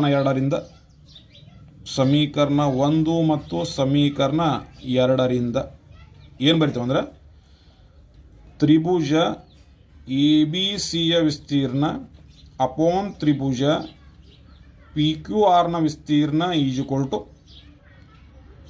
B C upon Q R ಹಾಗೇ ಇರಲಿ. ಎ ಎಮ್ ಅಪಾನ್ ಕ್ಯೂ ಅನ್ನು ಬದಲಾಗಿ ಮತ್ತೊಮ್ಮೆ ಬಿ ಸಿ ಅಪಾನ್ ಕ್ಯೂ ಆರನ್ನು ಬರೆದುಕೊಂಡ್ಬಿಡೋದು. ಹೀಗಾಗಿ ತ್ರಿಭುಜ ಎ ಬಿ ಸಿಯ ವಿಸ್ತೀರ್ಣ ಅಪಾನ್ ತ್ರಿಭುಜ ಪಿ ಕ್ಯೂ ಆರ್ನ ವಿಸ್ತೀರ್ಣ is equal to B C upon Q R into B C upon Q R ಬಂತು. ಹಾಗಾದ್ರೆ ಇಲ್ಲಿ ಮುಂದುವರೆದ್ರೆ ಬಿ ಸಿ ಮತ್ತು ಬಿ ಸಿ ಗುಣಾಕಾರ ಮಾಡಿದ್ರೆ B C square, Q R ಮತ್ತು ಕ್ಯೂ ಆರ್ ಗುಣಾಕಾರ ಮಾಡಿದ್ರೆ ಕ್ಯೂ ಆರ್ ಸ್ಕ್ವೇರ್. ಹೀಗಾಗಿ B C upon Q R bracket rest square. ಅಂದರೆ ತ್ರಿಭುಜ ಎ ಬಿ ಸಿಯ ವಿಸ್ತೀರ್ಣ ಅಪಾನ್ ತ್ರಿಭುಜ ಪಿ ಕ್ಯೂ ಆರ್ನ ವಿಸ್ತೀರ್ಣ is equal to B C square upon Q R square. ಒಂದು ಜೊತೆ ಅನುರೂಪ ಭಾವಗಳ ಅನುಪಾತಗಳನ್ನ ಸಮ ಬರೆದ ನಂತರ ನಾವು ಮುಂದುವರೆದಂತೆ ಇದೇ ಪ್ರಕಾರ ಉಳಿದ ಅನುರೂಪ ಭಾವಗಳ ಅನುಪಾತಗಳನ್ನು ಸಮ ಅಂತ ಬರೀಬಹುದು. ಹೀಗಾಗಿ A B upon P Q bracket rest square ಬರೀಬಹುದು, ಅಥವಾ is equal to A C upon P R bracket rest square ಅಂತಲೂ ಬರೀಬೋದು. ಇದು ವಿಸ್ತೀರ್ಣಗಳ ಪ್ರಮೇಯ. ಈ ರೀತಿ ನಾವು ಬಿಡಿಸ್ಬೋದು. 10ನೇ ತರಗತಿಯ ಪ್ರಮೇಯಗಳ ಈ ಸಿರೀಸ್ನಲ್ಲಿ ಪೈಥಾಗೋರಸ್ನ ಪ್ರಮೇಯ. ಪೈಥಾಗೋರಸ್ನ ಪ್ರಮೇಯ ಇದು ಲಂಬಕೋನ ತ್ರಿಭುಜಗಳಿಗೆ ಸಂಬಂಧಪಟ್ಟಂಥ ಒಂದು ಪ್ರಮೇಯ. ಈ ಪ್ರಮೇಯವನ್ನು ಸಮರೂಪ ತ್ರಿಭುಜಗಳ ಆಧಾರದ ಮೇಲೆ ಇಲ್ಲಿ ನಾವು ಬಿಡಿಸೋದು. 10ನೇ ತರಗತಿಯಲ್ಲಿ ಸಮರೂಪ ತ್ರಿಭುಜಗಳ ಆಧಾರದ ಮೇಲೆ ಈ ಪ್ರಮೇಯದ ಸಾಧನೆಯನ್ನು ತಿಳಿದುಕೊಳ್ಳೋದು. ಪೈಥಾಗೋರಸ್ನ ಪ್ರಮೇಯ ಅಥವಾ ಇದನ್ನು ಬೋಧಾಯನ ಪ್ರಮೇಯ ಅಂತಲೂ ಕರೀತಾರೆ. ಏನು ಹೇಳ್ತದೆ ಇದು? ಒಂದು ಲಂಬಕೋನ ತ್ರಿಭುಜದಲ್ಲಿ ವಿಕರ್ಣದ ಮೇಲಿನ ವರ್ಗವು ಉಳಿದೆರಡೂ ಬಾಹುಗಳ ವರ್ಗಗಳ ಮೊತ್ತಕ್ಕೆ ಸಮನಾಗಿರುತ್ತದೆ. ಅಥವಾ ಒಂದು ಲಂಬಕೋನ ತ್ರಿಭುಜದಲ್ಲಿ ವಿಕರ್ಣದ ಮೇಲಿನ ವರ್ಗವು ಅದರ ಉಳಿದೆರಡೂ ಬಾಹುಗಳ ಮೇಲಿನ ವರ್ಗಗಳ ಮೊತ್ತಕ್ಕೆ ಸಮನಾಗಿರುತ್ತದೆ ಅನ್ನೋದು ಪ್ರಮೇಯ. ಹಾಗಾದರೆ ಈ ಪ್ರಮೇಯದ ಊಹೆ ಏನಪ್ಪ? ಒಂದು ಲಂಬಕೋನ ತ್ರಿಭುಜ ಅನ್ನೋದು ಊಹೆ. ಅಂದರೆ ಒಂದು ಲಂಬಕೋನ ತ್ರಿಭುಜವಿರಬೇಕು. ತೀರ್ಮಾನ ಏನು? ಆ ಲಂಬಕೋನ ತ್ರಿಭುಜದಲ್ಲಿ ವಿಕರ್ಣದ ಮೇಲಿನ ವರ್ಗ ಸರಿಯಾಗಿ ಅದರ ಉಳಿದೆರಡೂ ಬಾಹುಗಳ ಮೇಲಿನ ವರ್ಗಗಳ ಮೊತ್ತಕ್ಕೆ ಸಮನಾಗಿರುತ್ತದೆ.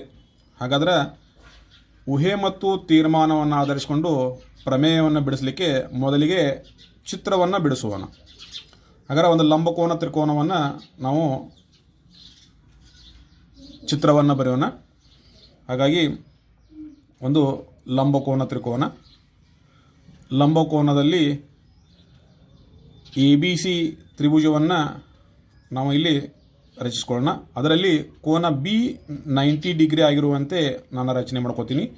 ಹೀಗಾಗಿ ಎ ಬಿ ಸಿ ಒಂದು ಲಂಬಕೋನ ತ್ರಿಕೋನವನ್ನು ನಾವು ತೆಗೆದುಕೊಂಡಿವಿ. ಇಲ್ಲಿ ಬಿ ಕೋನ ಲಂಬಕೋನ ಆದರೆ ಎ ಸಿ ಅನ್ನೋದು ವಿಕರ್ಣ ಆಗ್ತದೆ. ಎ ಸಿ ಅನ್ನೋದು ವಿಕರ್ಣ.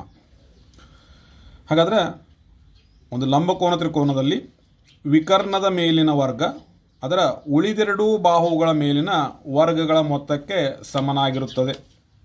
ಹಾಗಾದರೆ ಇದನ್ನು ಚಿತ್ರದ ರೂಪದಲ್ಲಿ ಈ ರೀತಿ ತಿಳ್ಕೊಬಹುದು. ಎ ಬಿ ಸಿ ಒಂದು ಲಂಬಕೋನ ತ್ರಿಕೋನದ, ಬಿ 90 ಡಿಗ್ರಿ ಇದ್ದಾಗ ಇಲ್ಲಿ ವಿಕರ್ಣ ಎ ಸಿ ಅದ. ವಿಕರ್ಣದ ಮೇಲಿರ್ತಕ್ಕಂಥ ಒಂದು ವರ್ಗ ಅಂದರೆ ವಿಕರ್ಣದ ಅಳತೆ ಎ ಸಿ ಎಷ್ಟದನೋ ಅಷ್ಟ ಅಳತೆಯನ್ನು ಹೊಂದಿರತಕ್ಕಂಥ ಒಂದು ವರ್ಗವನ್ನು ರಚಿಸಿಕೊಂಡ್ರೆ ಇದರ ವಿಸ್ತೀರ್ಣ ಎಷ್ಟು ಇರ್ತದೆ ಅನ್ನೋದು ಹೇಳಲಿಕ್ಕೆ ಈ ಪ್ರಮೇಯ ಅದ.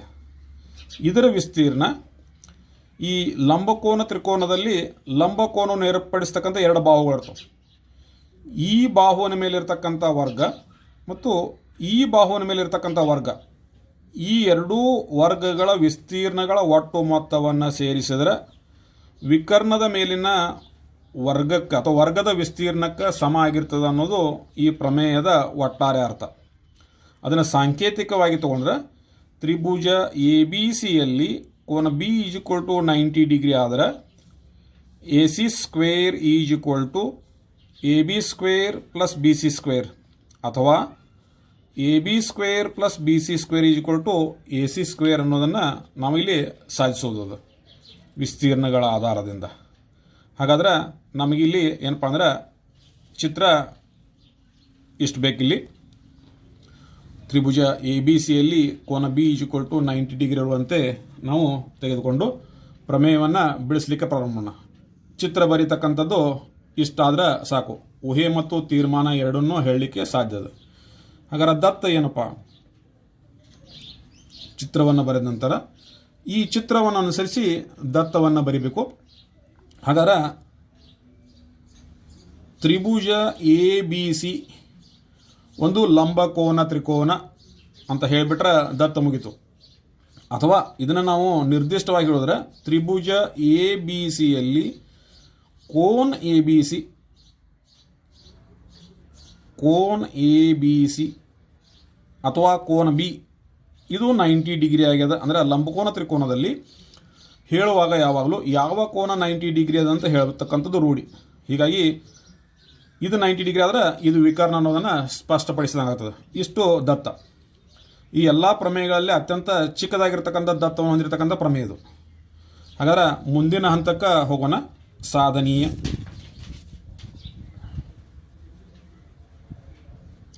ಏನಪ್ಪ ಸಾಧನೀಯ? ಇಲ್ಲಿ ವಿಕರ್ಣ ಅಂತಂದ್ರೆ ಎ ಸಿ, ಲಂಬಕೋನಕ್ಕೆ ಎದುರಾದ ಬಾಹುವನ್ನು ನಾವು ವಿಕರ್ಣ ಅಂತ ಕರಿತೀವಿ. ಎ ಸಿಯ ವರ್ಗ ಇದು ಎದಕ್ಕೆ ಸಮ ಆಗಿರುತ್ತೆ ಅಂದರೆ ಲಂಬಕೋನವನ್ನು ಏರ್ಪಡಿಸುವ ಎರಡು ಬಾಹುಗಳು, ಒಂದು ಎ ಬಿ, ಇನ್ನೊಂದು ಬಿ ಸಿ, ಇವುಗಳ ವರ್ಗಗಳ ಮೊತ್ತ, ಈ ಎರಡೂ ಅಳತೆಗಳ ವರ್ಗಗಳ ಮೊತ್ತಕ್ಕೆ ಸಮ ಆಗಿರ್ತದೆ. ಅಂದ್ರೆ A C square is equal to A B square plus B C square ಅನ್ನೋದನ್ನು ನಾವು ಸಾಧಿಸ್ತಕ್ಕಂಥದ್ದು. ಹಾಗಾದ್ರೆ ಇದನ್ನು ಸಾಧಿಸಲಿಕ್ಕೆ ನಾವು ರಚನೆಯ ಅವಶ್ಯಕತೆ ಅದ. ಯಾಕಂದ್ರೆ ಇಲ್ಲಿ ಸಮರೂಪತೆಯ ಆಧಾರವಾಗಿ ನಾವು ಬಿಡಿಸ್ತಾ ಇರೋದ್ರಿಂದ ನಮಗೆ ಇಲ್ಲಿ ರಚನೆ ಅವಶ್ಯಕತೆ ಇದೆ. ಯಾಕಂದರೆ ಒಂದಕ್ಕಿಂತ ಹೆಚ್ಚಿಗೆ ತ್ರಿಭುಜಗಳು ಬೇಕು. ಹೀಗಾಗಿ ನಾವು ಒಂದಕ್ಕಿಂತ ಹೆಚ್ಚಿಗೆ ತ್ರಿಭುಜವನ್ನು ರಚನೆ ಮಾಡಲಿಕ್ಕೆ ಬಿ ಇಂದ ನಾವು ವಿಕರ್ಣಕ್ಕೆ ಲಂಬವನ್ನು ಎಳಿತಕ್ಕಂಥ ರಚನೆಯನ್ನು ಮಾಡ್ಕೊಳ್ತೀವಿ. ಬಿ ಇಂದ ನಾವೇನು ಮಾಡಪ್ಪ ಅಂದ್ರೆ ವಿಕರ್ಣಕ್ಕೆ ಲಂಬವನ್ನು ಎಳಿತಕ್ಕಂಥದ್ದು. ಹೀಗಾಗಿ ಇಲ್ಲಿ ಬಿ ಡಿ ಲಂಬ ಎ ಸಿ ಅಂತಕ್ಕಂಥದ್ದು ನಾವು ರಚನೆಯನ್ನು ಮಾಡಿಕೊಳ್ತೀವಿ. ಹಾಗಾದ್ರೆ ಇಲ್ಲಿ ರಚನೆ ಮಾಡಿದ್ದೇನಪ್ಪ ಅಂದ್ರೆ ಬಿ ಡಿ ಲಂಬ ಎ ಸಿ ಅಂತಕ್ಕಂಥ ರಚನೆ, ಬಿ ಡಿ ಲಂಬ ಎ ಸಿ ಅಂತಕ್ಕಂಥ ರಚನೆ. ಇಷ್ಟು ರಚನೆಯನ್ನು ಮಾಡೋದ್ರಿಂದ ನಮಗೇನಾಗ್ತದಪ್ಪ ಅಂತಂದ್ರೆ ಇಲ್ಲಿ ಒಂದಕ್ಕಿಂತ ಹೆಚ್ಚಿಗೆ ತ್ರಿಭುಜಗಳು ದೊರೀತಾವೆ. ಹಾಗಾದ್ರೆ ಯಾವ್ಯಾವಪ್ಪ? ಇಲ್ಲಿ ಒಂದು ತ್ರಿಭುಜ ಅದ, ತ್ರಿಭುಜ ಎ ಬಿ ಡಿ ಅನ್ನೋದು ಒಂದು ತ್ರಿಭುಜ. ಎರಡನೇ ತ್ರಿಭುಜ ಇಲ್ಲಿದೆ, ಬಿ ಡಿ ಸಿ ಅನ್ನೋದು ಇನ್ನೊಂದು ತ್ರಿಭುಜ. ಇದ್ರ ಜೊತೆಯಲ್ಲಿ ಈ ರಚನೆ ಮಾಡೋಕ್ಕಿಂತ ಪೂರ್ವದಲ್ಲಿ ಒಂದು ತ್ರಿಭುಜ ಇತ್ತು, ತ್ರಿಭುಜ ಎ ಬಿ ಸಿ ಅನ್ನೋದು. ಅದನ್ನು ಇಲ್ಲಿ ಮಧ್ಯಭಾಗದಲ್ಲಿ ಬರಿತೀನಿ, 3. ಅಂದರೆ ಒಟ್ಟಾರೆ ಇಲ್ಲಿ 3 ತ್ರಿಭುಜಗಳು ರೂಪುಗೊಳ್ತಾವೆ. ಬಿ ಡಿ ಲಂಬ ಎ ಸಿ ಎಳೆಯೋದ್ರಿಂದ 3 ತ್ರಿಭುಜಗಳು ಇರ್ತಾವೆ. ಬಿ ಡಿ ಲಂಬ ಎ ಸಿ ಎಳೆಯಿರಿ. ಇಷ್ಟು ರಚನೆಯನ್ನು ನಾವೇನು ಹೋಗ್ಬೇಕಂದ್ರೆ ಮಾಡ್ಕೋಬೇಕು. ಹಾಗಾದ್ರೆ ಇಲ್ಲಿಗೆ ಪ್ರಮೇಯದ 4 ಹಂತಗಳು ಮುಗಿದ ನಂತರ ಇನ್ನು ಸಾಧನೆಯ ಹಂತ ಅಥವಾ ಮಹತ್ವದ ಹಂತ. ಸಾಧನೆ, ಯಾವುದೇ ಒಂದು ಪ್ರಮೇಯದಲ್ಲಿ ಸಾಧನೆ ಇದು ಮಹತ್ವಪೂರ್ಣವಾದಂಥ ಒಂದು ಹಂತ. ಕೊನೆಯದಾದ್ರೂ ಮಹತ್ವಪೂರ್ಣದ್ದು. ಇಲ್ಲಿ ತಾರ್ಕಿಕವಾಗಿ ಗೊತ್ತಿರೋ ವಿಷಯಗಳಿಂದ ಏನನ್ನ ಸಾಧಿಸಬೇಕು ಆ ವಿಷಯಗಳನ್ನು ನಾವು ಹಂತಬದ್ಧವಾಗಿ ತರ್ಕವನ್ನು ಉಪಯೋಗಿಸಿಕೊಂಡು ಬಿಡಿಸ್ತಾ ಹೋಗ್ತೀವಿ. ಹಾಗಾದ್ರೆ ಇಲ್ಲಿ ಹಿಂದಿನ ಪ್ರಮೇಯವನ್ನು ಉಪಯೋಗಿಸ್ಕೊಂಡು ನಾವೇನು ಮಾಡ್ಬೋದು ಅಂದ್ರೆ ಇಲ್ಲಿ ತೀರ್ಮಾನಕ್ಕೆ ಬರ್ಬೋದು. ಏನದು?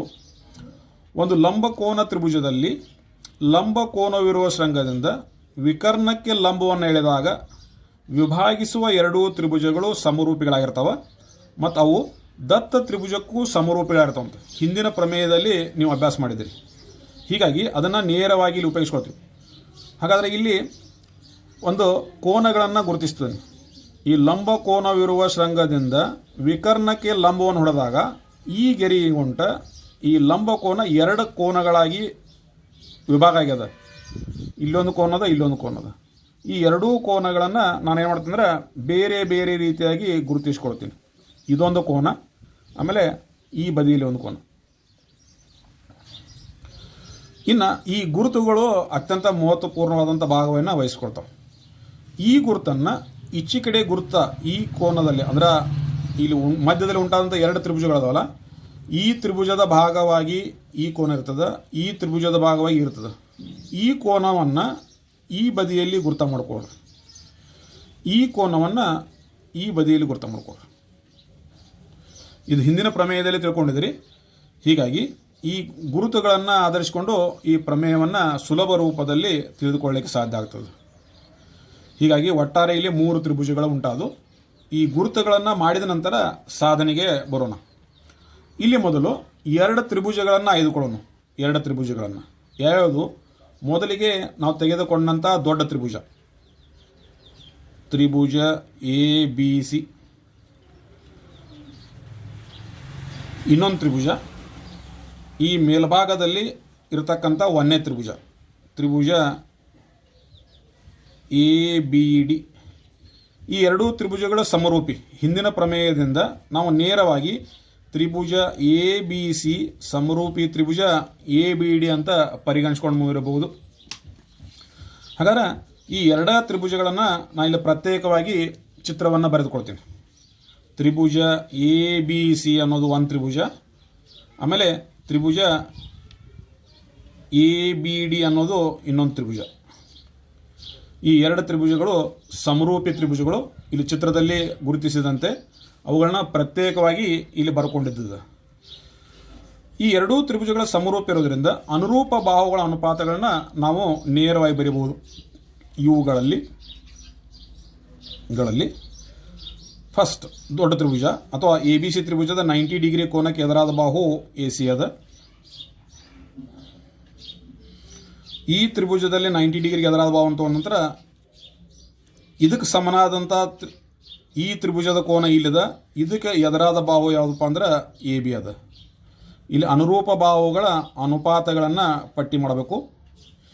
ಹೀಗಾಗಿ AC/AB = ನೆಕ್ಸ್ಟ್ ಕೋನ ಸಿಗೆ ಎದುರಾದಂಥ ಬಾಹುವನ್ನು ತಗೊಳ್ತೀನಿ.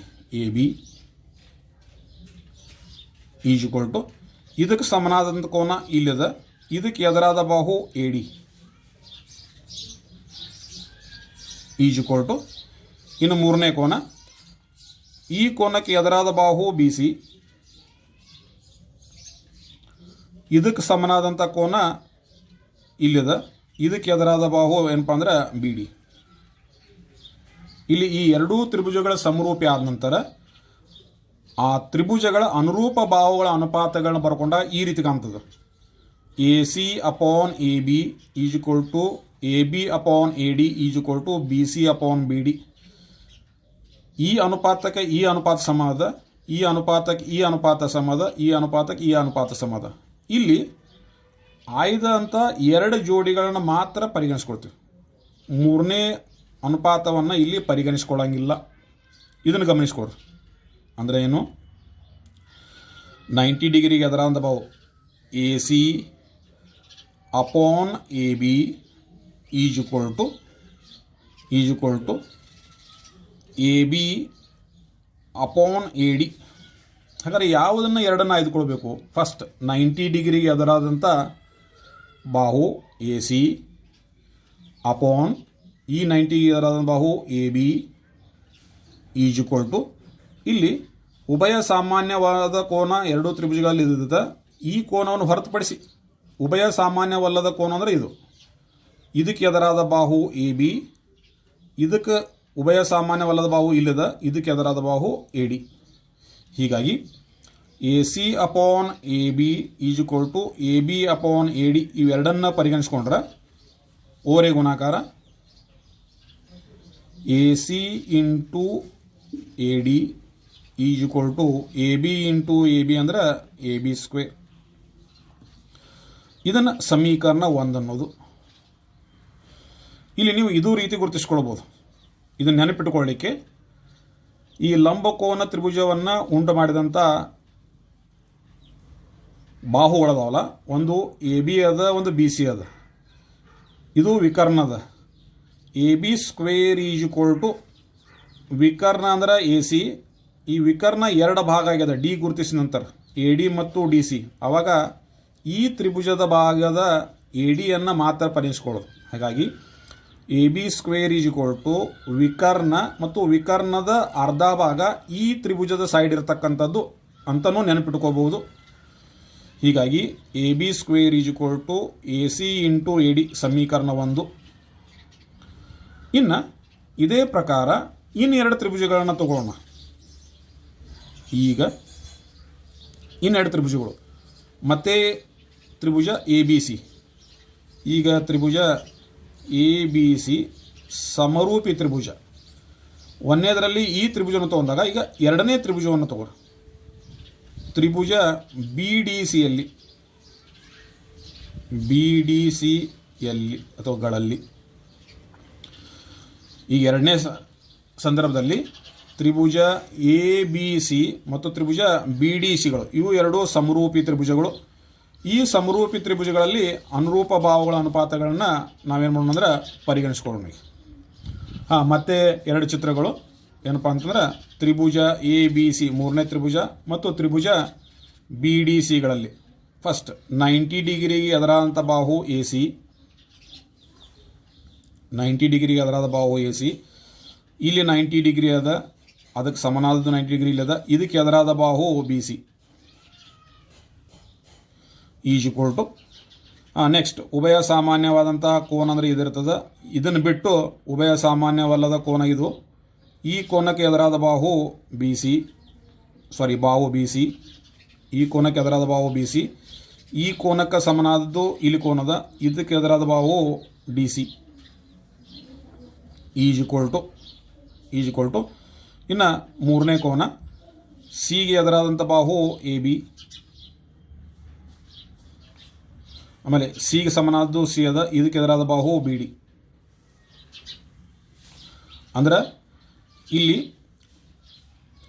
A C upon B C is equal to B C upon D C is equal to A B upon B D. ಹಾಗಾದ್ರೆ ಇಲ್ಲಿ ಗುರುತಿಸೋದನ್ನು ಸ್ವಲ್ಪ ನೋಡ್ಕೊಡ್ರಿ. ಫಸ್ಟ್ 90 ಡಿಗ್ರಿ ಎದುರಾದ ಬಾಹು ಎ ಸಿ,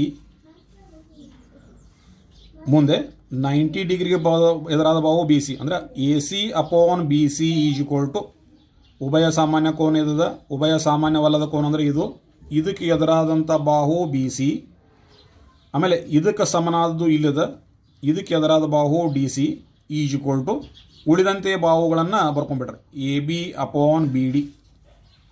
ಇದನ್ನು ಹೊರತುಪಡಿಸಿ ಈ ಎರಡು ಅಂಶಗಳನ್ನು ಮಾತ್ರ ಪರಿಗಣಿಸ್ಕೊಡ್ರಿ. ಹೀಗಾಗಿ ಇವುಗಳನ್ನು ಓರೆ ಗುಣಾಕಾರ ಮಾಡ್ಕೊಂಡ್ಬಿಟ್ರೆ A C into D C is equal to B C square. ಇದನ್ನು ಸಮೀಕರಣ 2 ಅನ್ರಿ. ಈಗ ಸಮೀಕರಣ 1 ಮತ್ತು 2 ಹೇಗೆ ನೆನಪಿಟ್ಟುಕೊಳ್ಳೋದು ಅನ್ನೋದನ್ನು ನೋಡ್ಕೊಳ್ಳೋಣ. ಇವೆರಡು ಸಮೀಕರಣಗಳು ಬಂದು. ಸಮೀಕರಣ 1 ತ್ರಿಭುಜ ಎ ಬಿ ಸಿಯಲ್ಲಿ ವಿಕರ್ಣವನ್ನು ಹೊರತುಪಡಿಸಿದ್ರೆ ಒಂದು ಬಾಹು ಆಗಿರುತ್ತದೆ. ಸಮೀಕರಣ 2ರಲ್ಲಿ ಲಂಬಕೋನ ತ್ರಿಭುಜದಲ್ಲಿ ವಿಕರ್ಣವನ್ನು ಹೊರತುಪಡಿಸಿದ್ರೆ ಇನ್ನೊಂದು ಬಾಹು ಆಗಿರುತ್ತದೆ. ಅಂದರೆ ಒಂದು ಸಮೀಕರಣ ಎ ಬಿಯ ಬೆಲೆಯನ್ನು ಸೂಚಿಸಿದ್ರೆ ಇನ್ನೊಂದು ಬಾಹು ಬಿ ಸಿಯ ಬೆಲೆಯನ್ನು ಸೂಚಿಸ್ತಿರ್ತದೆ. ಸಮೀಕರಣಗಳು A B square is equal to ಎಷ್ಟು ಬರ್ತದಪ್ಪ ಅಂತಂದ್ರೆ ವಿಕರ್ಣ ಮತ್ತು ಈ ಬದಿಯ ಭಾಗ ಬಂದಿರ್ತದೆ. ಅಂದರೆ A B square is equal to A C into A D ಆಗಿರ್ತದೆ. ಅದರ ಪ್ರಕಾರ B C square is equal to A C into D C ಆಗಿರ್ತದೆ. ಈ ಎರಡು ಸಂಗತಿಗಳನ್ನ ನೆನಪಿಟ್ಕೋಬೇಕು. ಇಷ್ಟಾದ ಮೇಲೆ ಸಮೀಕರಣ 1 ಮತ್ತು ಸಮೀಕರಣ 2ರಿಂದ ಸಮೀಕರಣ 1 ಮತ್ತು 2ರಿಂದ ಇಷ್ಟಾದ ನಂತರ ಇದರ ಎಡಭಾಗ A C into A D plus ಸಮೀಕರಣ 2ರದ ಎಡಭಾಗ A C into D C is equal to ಸಮೀಕರಣ 1ರ ಬಲಭಾಗ ಎ ಬಿಯ ವರ್ಗ ಸಮೀಕರಣ 2ರ ಬಲಭಾಗ ಬಿ ಸಿಯ ವರ್ಗ. ಅಂದ್ರೆ ಎರಡೂ ಸಮೀಕರಣಗಳನ್ನು ಕೂಡಿಸ್ತಾ ಇದ್ದೀವಿ. ಹೀಗಾಗಿ A C into A D plus A C into D C is equal to A B square plus B C square. ಈಗ ಎರಡೂದರ ಒಟ್ಟು ಮೊತ್ತ ಕಂಡುಹಿಡಿಯೋದು. ಇವೆರಡು ವಿಜಾತೀಯ ಪದಗಳದಾವ. ಇವು ವಿಜಾತೀಯ ಪದಗಳಿದ್ರೂ ಇಲ್ಲಿ ಕಾಮನ್ ಎ ಸಿ ಕಾಮನ್ ಅದ ಎರಡೂ ಕಡೆಗೆ. ಹೀಗಾಗಿ ಎ ಸಿಯನ್ನು ಕಾಮನ್ ತೆಗೆದ್ರೆ ಇಲ್ಲಿ ಉಳಿದಿದ್ದು ಎ ಡಿ, ಇಲ್ಲಿ ಉಳಿದಿದ್ದು ಡಿ ಸಿ. ಅವುಗಳ ಮಧ್ಯದಲ್ಲಿ ಮಧ್ಯದ ಚಿಹ್ನೆ ಪ್ಲಸ್ ಇರಲಿ. Is equal to A B square plus B C square. ಈಗ ಚಿತ್ರದಲ್ಲಿ ನೋಡ್ರಿ, ಚಿತ್ರದಲ್ಲಿ ನಾವು ಗಮನಿಸಬಹುದು ಎ ಡಿ ಅಂದರೆ ಇದು, ಸಿ ಡಿ ಅಥವಾ ಡಿ ಸಿ ಅಂದರೆ ಇದು. ಎ ಡಿ ಮತ್ತು ಡಿ ಸಿಯನ್ನು ಸೇರಿಸಿಬಿಟ್ರೆ ನಮಗೆ ಎ ಸಿ ಸಿಗ್ತದೆ. ಎ ಡಿ ಮತ್ತು ಡಿ ಸಿಯನ್ನು ಸೇರಿಸಿಬಿಟ್ರೆ ಎ ಸಿ ಸಿಗ್ತದೆ. ಹೀಗಾಗಿ ನಾವಿಲ್ಲಿ ಏನು ಮಾಡ್ಬೋದು ಅಂದರೆ ಇದು ಎ ಸಿ ಹಾಗೆ ಇರಲಿ. A D plus D C ಅದ ಬದಲಾಗಿ ನಾವು ಎ ಸಿ ಅಂತ ಇನ್ನೊಮ್ಮೆ ಬರೆಯಬಹುದು. ಇವೆರಡರ ಒಟ್ಟು ಮೊತ್ತ is equal to A B square plus B C square. ಹೀಗಾಗಿ ಎ ಸಿ ಮತ್ತು ಎ ಸಿಯನ್ನು ಗುಣಾಕಾರ ಮಾಡಿಬಿಟ್ರೆ ಇದು ಎ ಸಿಯ ವರ್ಗ is equal to A B square plus B C square. ಹಾಗಾದ್ರೆ ಇದೇನಪ್ಪ ಅಂದ್ರೆ ಎ ಸಿ ಅನ್ನೋದು ವಿಕರ್ಣ, ಎ ಸಿ ಅನ್ನೋದು ವಿಕರ್ಣ, ಎ ಬಿ ಅನ್ನೋದು ಮತ್ತು ಬಿ ಸಿ ಅನ್ನೋದು ಆ ಲಂಬಕೋನವನ್ನು ಏರ್ಪಡಿಸೋ ಎರಡು ಬಾಹುಗಳದಾವ. ಹೀಗಾಗಿ ಕೊನೆಗೆ ನಮಗೆ ಬರೋದೇನಪ್ಪ ಅಂತಂದ್ರೆ A C square is equal to A B square plus B C square ಅನ್ನೋದು. ಈ ರೀತಿ ಪೈಥಾಗೊರಸನ ಪ್ರಮೇಯವನ್ನು ನಾವು ಸಮರೂಪ ತ್ರಿಭುಜಗಳ ಆಧಾರದಿಂದ ನಾವು ಬಿಡಿಸಬಹುದು.